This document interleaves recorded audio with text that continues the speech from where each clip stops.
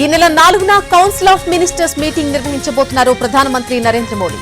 April 22న పెహల్గాంలో టూరిస్టులపై ఉగ్రదాడి, అనంతర పరిణామాలు, ఆపరేషన్ సింధూర్ లాంటి అంశాలపై మంత్రులతో చర్చించబోతున్నారు ప్రధాని. ఈ నెల 4న సాయంత్రం 4:30 గంటలకు ఈ సమావేశం జరుగుతుందని తెలుస్తోంది. ఆపరేషన్ సింధూర్ అనంతర పరిణామాలపై ప్రతిపక్షాలు పార్లమెంట్ ప్రత్యేక సమావేశానికి డిమాండ్ చేస్తున్నాయి. ఈ నేపథ్యంలోనే కౌన్సిల్ ఆఫ్ మినిస్టర్స్ సమావేశం జరగనుండడం ప్రాధాన్యత సంతరించుకుంది.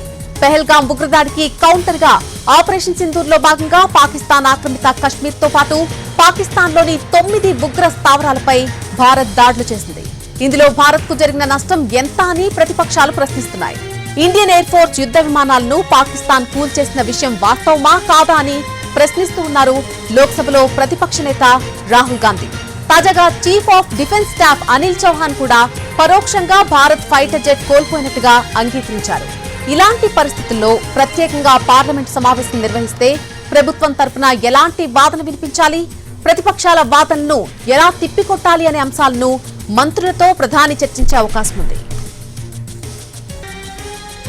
ఈ నెల 4న కౌన్సిల్ ఆఫ్ మినిస్టర్స్ మీటింగ్ నిర్వహించబోతున్నారు ప్రధానమంత్రి. ఏప్రిల్ 22న పెహల్గాంలో టూరిస్టులపై ఉగ్రదాడి, అనంతర పరిణామాలు, ఆపరేషన్ సింధూర్ లాంటి అంశాలపై మంత్రులతో చర్చించబోతున్నారు ప్రధాని. ఈ నెల 4న సాయంత్రం 4:30 గంటలకు ఈ సమావేశం జరుగుతుందని తెలుస్తోంది. ఆపరేషన్ సింధూర్ తర్వాత పరిణామాలపై ప్రతిపక్షాలు పార్లమెంటు ప్రత్యేక సమావేశానికి డిమాండ్ చేస్తున్నాయి. ఈ నేపథ్యంలోనే కౌన్సిల్ ఆఫ్ మినిస్టర్స్ సమావేశం జరగనుండడం ప్రాధాన్యత సంతరించుకుంది.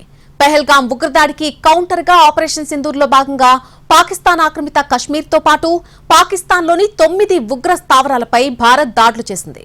ఇందులో భారత్ కు జరిగినటువంటి నష్టం ఎంత అని ప్రతిపక్షాలు ప్రశ్నిస్తున్నాయి. ఇండియన్ ఎయిర్ ఫోర్స్ యుద్ధ విమానాలను పాకిస్తాన్ కూల్చేసిన విషయం వాస్తవమా కాదా అని ప్రశ్నిస్తున్నారు లోక్సభలో ప్రతిపక్ష నేత రాహుల్ గాంధీ. తాజాగా chief of defence staff Anil Chauhan కూడా పరోక్షంగా భారత్ ఫైటర్ జెట్ కోల్పోయినట్టుగా అంగీకరించారు. ఇలాంటి పరిస్థితుల్లో ప్రత్యేకంగా పార్లమెంటు సమావేశం నిర్వహిస్తే ప్రభుత్వం తరపున ఎలాంటి వాదన వినిపించాలి, ప్రతిపక్షాల వాదనలను ఎలా తిప్పికొట్టాలి అనే అంశాలను మంత్రులతో ప్రధాని చర్చించే అవకాశం ఉంది.